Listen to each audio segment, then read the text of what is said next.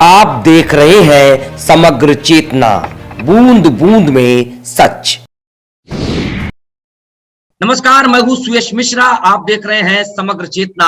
आज हमारे साथ राष्ट्रीय स्वयं सेवक संघ के पूर्व वरिष्ठ प्रचारक सूर्यकांत केलकर जी और वर्तमान में आप भारत रक्षा मंच के राष्ट्रीय संगठन मंत्री हैं। आप भारतीय विद्यार्थी परिषद के पूर्व संगठन मंत्री भी रहे। आप हमारे साथ जुड़े हैं। भारत रक्षा मंच कर क्या रहा है और इसकी भूमिका क्या है? मिश्रा जी, भारत रक्षा मंच नाम से स्पष्ट है कि भारत की रक्षा करने के लिए एक मंच बनाया है, एक संगठन बनाया है। भारत की रक्षा स्वाभाविक रूप से लोग कहते हैं कि सेना करती है, किंतु सेना सीमा पर भारत की रक्षा करती है। भारत के अंदर जो भारत है, यानी भारत का समाज, भारत की संस्कृति, भारत के धर्म, भारत की भाषा, भारत की संस्कृति, भारत की मान्यताएं, इन सब पर अंग्रेजों के समय तो या उनके पहले से भी आघात होते रहे हैं। अंग्रेज जाने के बाद भी इसके ऊपर लगातार आघात चालू है। पिछले 70-75 वर्षों में भी भारतीयता को ही कमजोर करने के प्रयत्न काफी बड़ी मात्रा में हुए हैं और इसलिए भारत की रक्षा करने का अर्थ यह है कि भारतीय समाज, भारतीय संस्कृति, भारतीय भाषाएं, भारतीय परंपराएं, भारतीय त्योहार, भारतीय धर्म, इन सब की रक्षा करना आवश्यक है। उसके लिए भारत रक्षा मंच बनाए। ये किससे इनकी रक्षा करना है? किससे इनकी रक्षा करना है? कौन से वो लोग हैं? भारत जो है जी, भारत की पहचान यानी भारतीय समाज है जी। इस भारतीय समाज में मेजॉरिटी जो है, बहुसंख्या है हिंदू जी। इनके अस्तित्व पर ही भारत में इन 75 वर्षों में संकट बढ़ा है। 75 वर्ष पहले तो विभाजन हुआ, उस विभाजन के समय भी 10 लाख हिंदू मारे गए हैं। विभाजन के समय अनेकों हजारों महिलाओं पे बलात्कार हुए। खैर वो तो पुरानी बात हो गई, किंतु 1951 में जो हिंदू समाज देश में 85% था, वो 2011 की जनगणना बताती है कि वो घट करके 80% से भी कम हो गया। यानी 5% हम घटे। दुनिया के किसी भी देश में बहुसंख्यक समाज घट रहा है ऐसा दिखता नहीं। हमारे यहाँ किंतु ये हो रहा है। तो समाज के अस्तित्व पर ही संकट है। जिस गति से खास करके मुसलमानों की संख्या बढ़ रही है, वो हिंदू के अस्तित्व को ही एक तरह से खतरे में डाल रही है, क्योंकि हम जानते हैं कि मुसलमानों की संख्या जहां जहां बढ़ी, वहां वहां से हिंदू एक तरह से समाप्त हुए। अफगानिस्तान में 1951 के तक भी 10% हिंदू और सिख आबादी थी जी। किंतु अभी ये जो युद्ध वगैरह चल रहा है तालिबानियों का और वो अफगानिस्तान में, उसके बाद अब वहां एक भी हिंदू या सिख नहीं बचा है जी। इसी तरह पाकिस्तान, पश्चिमी पाकिस्तान, इसमें भी हिंदुओं की संख्या 15% थी 1951 में। अब वहां संख्या 1% से भी कम है। 1951 में बांग्लादेश की जनगणना बताती है कि वहां 32% हिंदू था उस इलाके में। 2011 की जनगणना बताती है कि वहां हिंदुओं का प्रतिशत 8 रहा है। और ये बाहर की बात नहीं, हिंदुस्तान में भी हम देखते हैं कि कश्मीर, अभी कश्मीर फाइल्स चल ही रही है जी। किस तरह से मुस्लिम जनसंख्या बढ़ती है तो हिंदू के अस्तित्व पर कितना भयानक संकट आता है। यह कश्मीर फाइल्स या कश्मीर में हुए अत्याचारों को देख करके हम समझ सकते हैं जी। और यह संकट पूरे देश पर आने की संभावना बन रही है। इसलिए भारत रक्षा मंच का पहला उद्देश्य यह है कि हिंदू के अस्तित्व पर जो संकट आ रहा है उसका निराकरण करना, और उसी के लिए हमने सबसे पहला कार्यक्रम हाथ में लिया था, बांग्लादेशी घुसपैठियों को पहचान करेंगे। और जिस तरह से बाद में हुआ नई सरकार, ये राष्ट्रभक्त सरकार होने के कारण सरकार ने सबसे पहला काम तो ये किया कि जो समझौता जी शेख मुजीब और इंदिरा गांधी में हुआ था 1971 में जब बांग्लादेश बना, तब जी उस समझौते का क्रियान्वयन इसलिए नहीं होता था कि घुसपैठिए आने से हमारा वोट बैंक तैयार होता है।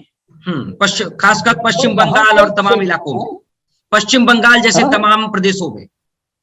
नहीं, केवल पश्चिम बंगाल नहीं, आप आश्चर्य करोगे जी।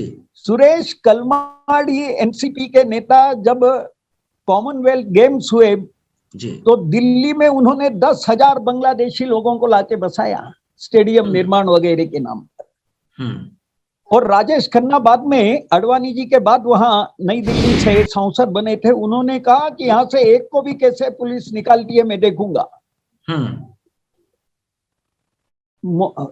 नवाज शरीफ ये रेलवे मंत्री रहे नरसिम्हा राव के समय, मंगलुरु की तरफ से जीत के आए थे जी। उन्होंने हजारों बांग्लादेशियों को ले जाकर अपने यहाँ बसाया ताकि वहां उनको वोट पक्के हो जाए।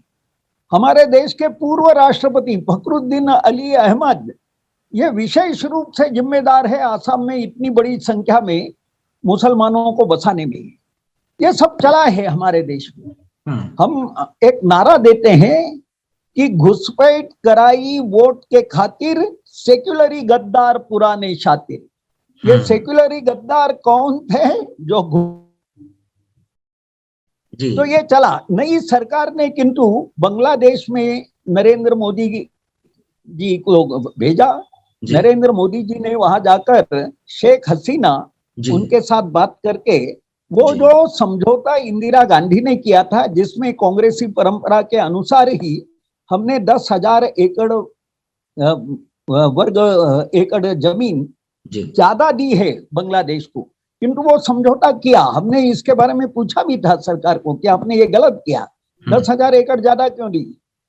हमने 110 गांव उनको दिए, 51 गांव, और किंतु वो जो झिकझैक था वो सरकार ने मिटाया और बड़ी तेजी के साथ, हम पीछे लगे थे, बड़ी तेजी के साथ पूरी सीमा पर तारबंदी की, वहां निगरानी चौकियां लगाई, निगरानी सड़कें बन गई, लेजर कैमरे लगाए, फ्लड लाइट्स लगाई, और जो घुसपैठ पहले सहज रूप से, नियमित रूप से, आसानी से चलती थी क्योंकि 250 किलोमीटर सीमा खुली पड़ी थी, तो ये सब बंद होकर और न केवल घुसपैठ रुकी बल्कि साथ ही साथ जो तस्करी, यहाँ से गायों की तस्करी होती थी, पीडीएस के सामान की, सस्ता अनाज बड़ी मात्रा में 50% भारत का पीडीएस का सामान बांग्लादेश जाता था तस्करी, वो बंद हुआ।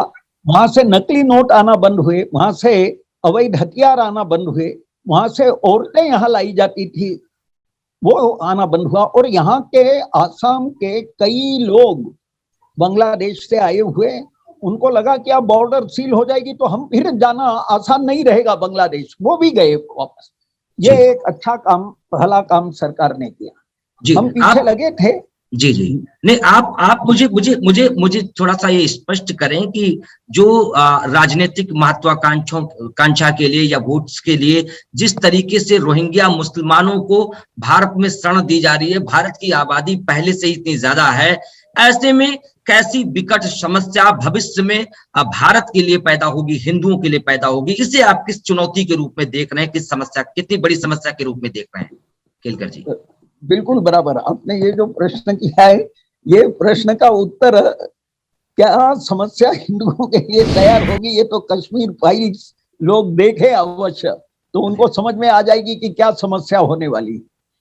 और इनकी संख्या आप अभी देख रहे होंगे, कई वीडियो वगैरह भी आ रहे हैं कि रोहिंग्या कैसे बच्चे पैदा कर रहे हैं जी। अभी जो प्रतिशत आया है 2011 में, 2011 के बाद 2021 की जनगणना के आंकड़े आए नहीं है, किंतु वो और ज्यादा बोलेंगे। किंतु 2011 की जनगणना में भी जो 6 साल से 18 साल के बच्चों की गणना है, उनमें देश में बच्चों में 40% मुस्लिम बच्चे हैं, 60% अन्य हैं। ये बहुत खतरनाक संकेत है। यानी आगे और क्या होगा। और इसलिए अब हम यूं मानते हैं कि बांग्लादेशी घुसपैठ वाली समस्या कुछ मात्रा में हल हुई है। उसका कारण वही है कि सीएए आया है। सीएए के कारण उन्होंने अफगानिस्तान, पाकिस्तान, बांग्लादेश, यहाँ इस्लामिक स्टेट घोषित होने के बाद वहां के अल्पसंख्यकों का जीना कठिन हो गया है जी। और उनके ऊपर निरंतर अत्याचार चलते हैं, क्योंकि ये वो मुसलमान नहीं है इसलिए होते हैं। अपराधी को वहां दंड दे समझ में आता है, किंतु वो मुसलमान नहीं है इसलिए उनके मंदिर तोड़ना, उन पे हमले करना, उनकी लड़कियां भगाना, ये सब चलता है। और उस कारण लोग जो भाग के आए हैं वो एक, और दूसरा मुसलमान भी बांग्लादेश से बड़ी मात्रा में भारत में आया है।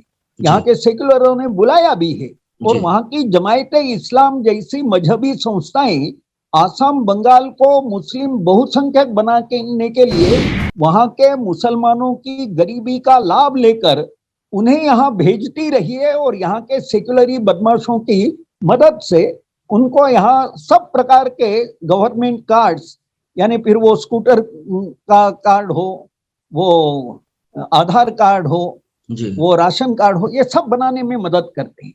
तो अब ये जो सीएए हुआ है, इसके द्वारा पहले की सेक्युलर सरकारें भी इसमें बदमाशी करती थी। वो कहती थी कि बांग्लादेश से जो आए सबको या तो निकालेंगे या सबको रखेंगे। यानी वो वहां से प्रताड़ित होकर आए हुए हिंदू के नाम पर उनका वोट बैंक बना, वो बांग्लादेशी मुसलमान को भी रखना चाहते थे। हमारा इसको के लिए विरोध था, मनमोहन सिंह वगैरह से भी ये सब बातें हुई, किंतु वो मानने को तैयार नहीं थे। दोनों को भगाएंगे या दोनों को रखेंगे, यानी हिंदुओं को तो भगा नहीं सकते क्योंकि वो तो जान देने को तैयार थे कि वहां मरने की अपेक्षा यहाँ मरेंगे। तो उनके बहाने इनको भी यहाँ रखें और हमारा वोट बैंक मजबूत हो। नई सरकार ने सीएए के द्वारा, सिटीजनशिप अमेंडमेंट एक्ट के द्वारा किसी की नागरिकता छीनी नहीं है, किंतु जो पाकिस्तान, बांग्लादेश और अफगानिस्तान से लोग आए हैं धार्मिक अत्याचारों के कारण, ऐसे लोग यानी हिंदू, जैन, बौद्ध, सिख, ईसाई, पारसी, ये 6 प्रकार के लोग, जिनको संक्षिप्त में सरकार ने नॉन मुस्लिम स्पष्ट शब्दों में कहा। मुसलमान तो मुसलमान होने के कारण उनके ऊपर अत्याचार नहीं हुए, ये तो हुए जो मुसलमान नहीं है ऐसे गैर मुस्लिमों पर। तो इसलिए कहा गैर मुस्लिम। किंतु ये बात भी अभी तक 70-75 वर्षों में अत्याचारियों के नाम छिपाना ये एक आदत बन गई थी सरकार को। उनकी वकालत करने खड़े हो जाना, उसके कारण देश का मुसलमान बेशरम बनाए और गुंडा बनने में उसको मदद मिली है। इस सरकार ने किंतु खुले रूप में सत्य जो बात है वो बहुत व्यवस्थित कही, नॉन मुस्लिम शब्द प्रयोग किया, जिससे मिर्ची लग गई है कई लोगों को। तो सीएए के द्वारा ये जो नागरिकता मिल जाएगी वहां से आए हुए हिंदू, जैन, बौद्ध, सिख, ईसाई, पारसी, इनको उससे 1% नागरिकता में वृद्धि होगी गैर मुस्लिमों की। और ये जो किया है दूसरा NRC, national register of citizen का काम, ये आसाम में हुआ है। उससे 10-20 लाख लोग चिन्हित हुए, तो डिटेक्ट होने के बाद डिलीट हो जाएंगे स्वाभाविक रूप से वो। और उससे 1% मुस्लिमों की जनसंख्या देश में जो नागरिक नहीं है उनकी घट जाएगी, 2% का अंतर आएगा। तो जो हिसाब लगाया जा रहा था कि 2061 में हिंदू मुसलमान देश में बराबरी पे आ जाएंगे, वो अभी और थोड़ा बढ़ जाएगा। 2061 के बजाय ये 2091 तक चला जाएगा। तो ये काम हमने पहले किया है कि हिंदू के अस्तित्व पर जो संकट आ रहा है उसे रोकने के लिए सरकार के पीछे लगे। और ये अभी हमारी ये मांग है कि सरकार बांग्लादेशी घुसपैठ, ये रोहिंग्याओं की घुसपैठ हुई है वही सेक्युलरी सरकार के कारण होती है मुर्शिदाबाद की ओर से। क्योंकि और आप मजेदार बात ये देखिए, रोहिंग्याओं की घुसपैठ है बंगाल से। ममता जी वहां उनका स्वागत करने के लिए तैयार है, रखने के लिए तैयार है। रोहिंग्या बंगाल में उतना नहीं रुका बिहार में सेक्युलरों की सरकार है, वहां नहीं रुका। उत्तर प्रदेश पार किया उसने, दिल्ली हरियाणा पार किया, जम्मू में जाकर रुका। आपको पता ही है बड़ी मात्रा में रोहिंग्या जम्मू में जाकर बसे। क्यों? क्योंकि श्रीनगर वगैरह तो मुस्लिम बना ही लिया है, जम्मू इलाका हिंदू बहुल है, उसे मुस्लिम बहुल करने के लिए वहां जाकर बसे। ये कहीं ना कहीं एक षड्यंत्र बनाया जा रहा है, एक बहुसंख्यक बनाने के लिए। बिल्कुल बराबर। एक षड्यंत्र यहाँ मजहबी इस्लामी मुल्ला मौलवी कठमुल्लों का चालू है, जो इस देश को गजवाए हिंद ये लक्ष्य लेकर भारत में इस्लामी राज्य लाना चाहता है।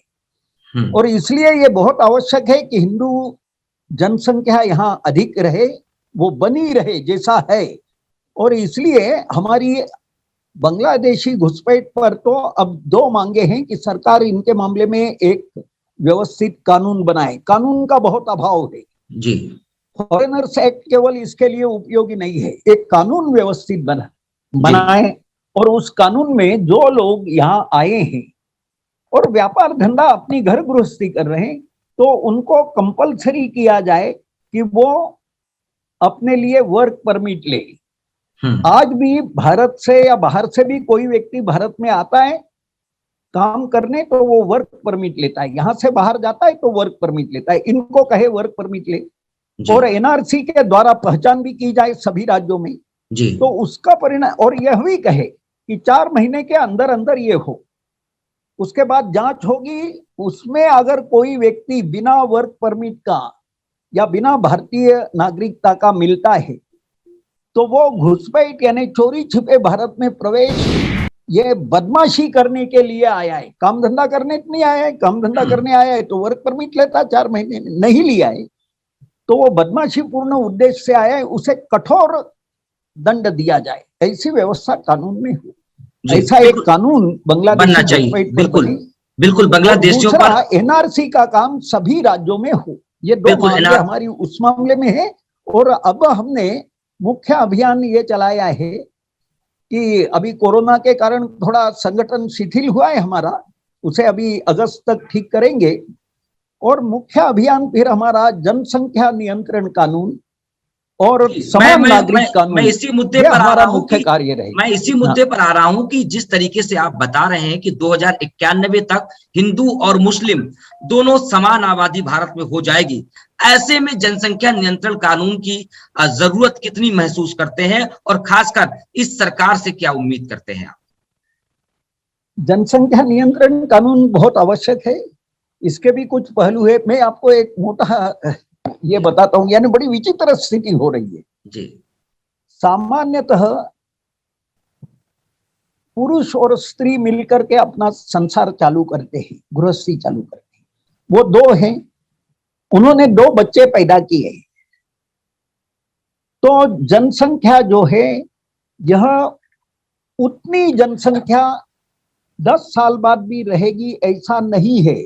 2 बच्चों में से देश भर में मान लो सब लोग 2-2 बच्चे ही पैदा करते हैं और उनमें से कई बच्चे मर जाएंगे जी। 10 वर्ष में प्रकृति है ये। परिणाम ये होगा कि जो जनसंख्या जो पहले के 2-2 नर मादा ने जो पैदा की है वो 10 वर्ष बाद उसमें कमी आ जाएगी और प्रति 10 वर्ष में ये, इसलिए सामान्यतः 2.2 ये फर्टिलिटी रेट माना गया है जनसंख्या उतनी की उतनी कायम रखने के लिए। इसके कारण एक बात तो यह है, जनसंख्या नियंत्रण जो हिंदू समाज लगातार कर रहा है उसके कारण हिंदू की जनसंख्या पे भी असर आ रहा है जबरदस्त। फर्टिलिटी रेट हमारा 2.2 जो होना चाहिए उसके बजाय हमारा 2 से भी कम हो रहा है। और दूसरी तरफ धार्मिकता के नाम पर इसका मुसलमानों द्वारा घोर विरोध है। भारतीय जितने हैं, हिंदू जैन बौद्ध सिख, ये सब जनसंख्या नियंत्रण को स्वीकार करते हुए, किंतु मुसलमान उसकी धज्जियां उड़ाने पे लगे हुए। इसलिए कानून उनके ऊपर तो बराबर लागू करना ही चाहिए सख्ती के साथ। बिल्कुल सख्ती के साथ लागू होगा तो कुछ परिणाम आएंगे। बिल्कुल, जनसंख्या नियंत्रण कानून की बेहद बहती भूमिका आप और महसूस कर रहे हैं भारत देश में। एक सवाल आपसे, मेरा आखिरी सवाल आपसे कि भारत रक्षा मंच लगातार विश्व पटल पर देश में भारत की रक्षा के लिए रोहिंग्या मुसलमानों को उनका भारत से निकालने के लिए लगातार प्रयास कर रहा है, उनकी पहचान करने के लिए लगातार प्रयास कर रहा है। मेरा सवाल है, भारत में सेकुलरिज्म की बात होती है, बहुत सारे सेकुलर नेता हैं जो कि भाईचारे की बात करते हैं, लेकिन कश्मीर फाइल एक पिक्चर आई है, एक मूवी आई है, जिसमें उस मूवी से कश्मीरी हिंदुओं को कोई लाभ नहीं मिल रहा है। बस एक मैसेज जा रहा है कि उनके साथ 90 के दशक में हुआ क्या था, उसको लेकर के इतना विरोध। अभी तो कोई बेचारों को, उनको कोई लाभ नहीं मिल रहा है, उनकी जमीनें आज भी वहां पे हथिया ली गई हैं, उनको उनके घर वापसी नहीं हो पा रही है, कुछ नहीं हो पा रहा है उनके लिए, खाली एक मूवी बन गई, उसका इतना विरोध देश भर में हो रहा है कि आपसी वैमनस्यता की जा रही है, ये सब कहा जा रहा है। ये सेकुलर लोग जो 90 के दशक में चुप रहे, क्या इनको लेकर के आप क्या सोचते हैं? आपने जो कहा उचित ही कहा है, और आप जैसे जागरूक नागरिक ये सब देख रहे हैं, किंतु आप जैसे ही कुछ लोग, वो सरदेसाई है ना राजदीप, वो एक मूर्खतापूर्ण तर्क देते हैं, और अक्सर वो बोला भी जा रहा है कि भाई कश्मीर में तो जैसे हिंदू मारे गए हैं वैसे मुसलमान भी तो मारे गए हैं, मुसलमान भी मारे गए, किंतु वो इतना बड़ा पत्रकार स्वयं को कहलाता है, उसको ये सामान्य समझ नहीं है कि वहां मुसलमान जो मारे गए हैं वो मुसलमान होने के कारण नहीं मारे गए, अन्य किसी कारण से भले ही मारा गया हो जी, उनकी बात नहीं मानता इसलिए मार दिया जी, वो अन्य कोई है इसलिए मार दिया, हिंदू होने के कारण उसे नहीं मारा, या उसे जो मरे हैं उनको हिंदुओं ने नहीं मारा है। मुसलमान मरे, नेचुरल भी कई मरते हैं, मरे होंगे, किंतु कश्मीरी पंडित का या कश्मीर के हिंदू का जो दर्द है वो ये है कि उनको हिंदू होने के कारण मारा है। वो राष्ट्रवादी है, भारत माता की जय बोलते हैं इसलिए मारा है वो, और अत्याचार पूर्वक मारा है। और उन अत्याचारों में वहां के रहने वाले जिनको वो भाई समझ रहे हैं, ऐसे लोगों में से भी कई लोग उनमें शामिल होकर इनको मारने में, लूटने में लगे रहे। इसका दर्द कश्मीर फाइल्स में उन्होंने बताया है। ये विरोध करने वाले लोग सेक्युलर ही है, ये भारतीयता के खिलाफ है सेक्युलर लोग। भारत में सेक्युलर होने का अर्थ ये है कि हिंदू विरोधी होना, जो हिंदू को अधिकाधिक गालियां दे, हिंदू धर्म का अपमान करे, हिंदू देवी देवताओं का, वो पक्का सेक्युलर माना जाता है। सेकुलरिज्म की परिभाषा बदल दी गई है। हाँ, बिल्कुल बराबर। जी जी, ऐसा है। अपने देश में दो परिभाषाएं, एक कम्युनिस्टों का है मामला जी, कम्युनिस्ट अपने को कुछ भी बताए, किंतु दुनिया के इतिहास में कम्युनिस्टों की भाषा यहाँ का सामान्य व्यक्ति जो करता है या जो करनी चाहिए वो ये है, कमीनी धन इष्ट। कमीनी यही जिनका इष्ट है, यही जिनका आराध्य है, यही जिनका ध्येय है, वो भारत में कम्युनिस्ट कहलाता है। ये जैसा कम्युनिस्टों की परिभाषा है, वैसे ही सेक्युलर व्यक्ति की परिभाषा भारत में ये बन गई कि सेक्युलर वो है जो सतत हिंदुओं का विरोध करे, हिंदुओं के मंदिरों का विरोध करे, हिंदुओं के धर्म का विरोध करे, हिंदू जनसंख्या घटाने पे लगा रहे, वो सेक्युलर है। हम आपसे एक आखिरी सवाल ले लेते हैं, क्योंकि समय की आपके पास भी बहुत कम समय की पाबंदी है। जिस तरीके से हालात देश में हैं, एक फिल्म दिखाने को लेकर, एक सच्ची घटना दिखाने को लेकर पूरे देश में माहौल गर्म हो जाता है। सीएए और एनआरसी जैसे, जो कि हम बाहरी रोहिंग्या मुसलमानों को भारत में से निकालने की बात करते हैं, उसको लेकर के देश भर में चक्का जाम हो जाता है, विरोध शुरू हो जाता है। परिस्थितियां ऐसी आ रही है, ऐसी परिस्थितियों में प्रधानमंत्री मोदी और उत्तर प्रदेश के परिप्रेक्ष्य में बात करें तो योगी जैसे नेताओं की भूमिका आप कितनी मानते हैं और इनकी कितनी जरूरत महसूस करते हैं? इन नेताओं की जरूरत बहुत ज्यादा है, गए 75 वर्ष में पहली बार क्योंकि हम मैं इसलिए तो ये कह कहूंगा रहे हैं कि सर, ऐसा नेतृत्व हम देश में आया। हम इसलिए ये कह रहे हैं कि लोग कह रहे हैं कि पेट्रोल के दाम बढ़ रहे हैं, लोग कह रहे हैं कि गैस के दाम बढ़ रहे हैं, लोग कह रहे हैं कि डीजल के दाम बढ़ रहे हैं, लेकिन ये कोई नहीं कह रहा है कि सीएए एनआरसी आ गया, सिटीजनशिप अमेंडमेंट एक्ट आ गया आपका, और बहुत सारे हम दूसरे देशों में जाकर के सर्जिकल स्ट्राइक कर रहे हैं, कितने भारत विश्व में मजबूत हो रहा है, इसको लेकर के कोई चर्चा नहीं करता। जो एक धड़ा है वो सिर्फ पेट्रोल डीजल महंगाई को लेकर के बात कर रहा है। ऐसे में हम आपसे ये सवाल बहुत अहम हो जाता है। जी बिल्कुल सही है आपका कहना। ये भी वास्तव में महंगाई से व्यक्ति बहुत परेशान है, इसमें कोई विचार भेद नहीं है। बिल्कुल सही है कि महंगाई से व्यक्ति परेशान है, और आज ही नहीं पर हर समय महंगाई बढ़ी है।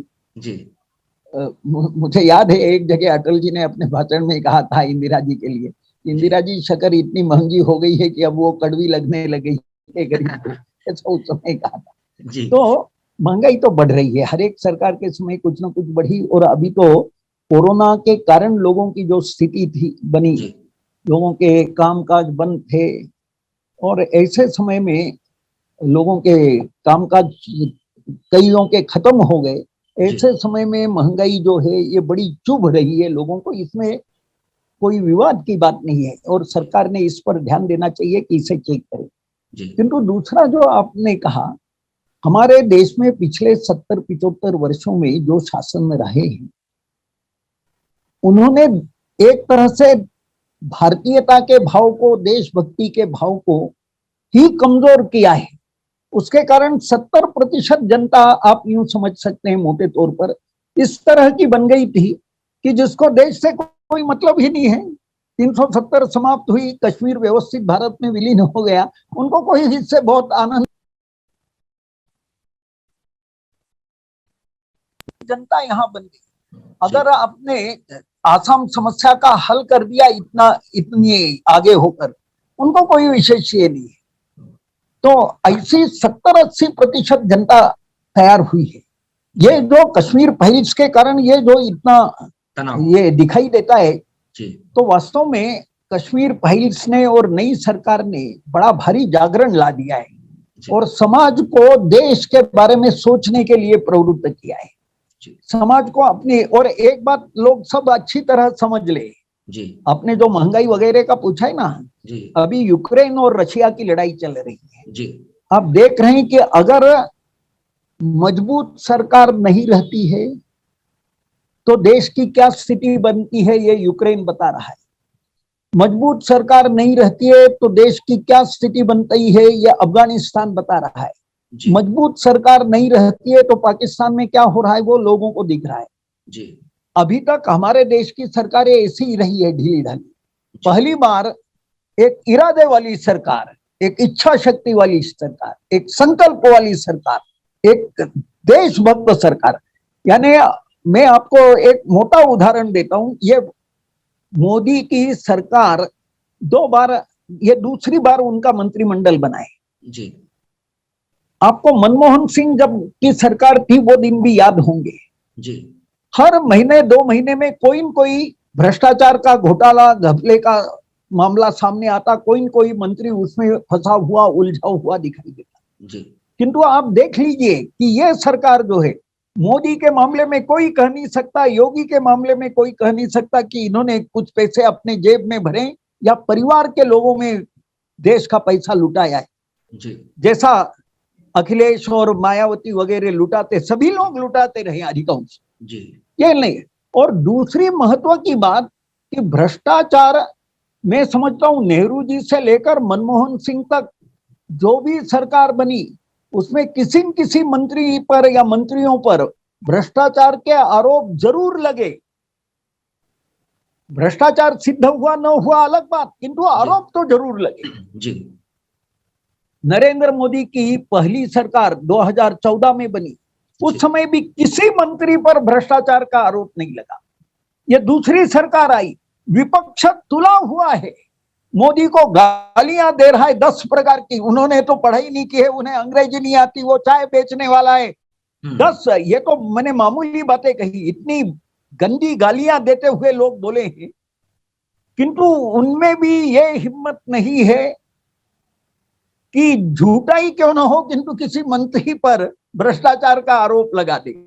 ये बहुत बड़ा भ्रष्टाचार को भी कंट्रोल करने का बड़ा शांतिपूर्ण तरीके से बिना हल्ला गुल्ला एक प्रयत्न चालू हुआ है कि ऊपर का मंत्री अगर भ्रष्टाचार नहीं कर रहा है तो नीचे उसके साथ बैठने वाला बड़ा अफसर भ्रष्टाचार नहीं करेगा।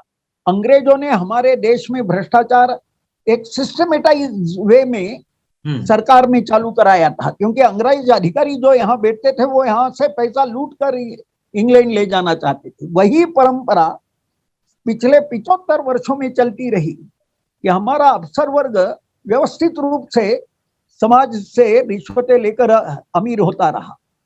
तो ऐसी कई बातें, इसलिए मेरा ये कहना है कि सरकार जो है ये मजबूत, ईमानदार, चरित्रवान ऐसी सरकार आज आई है।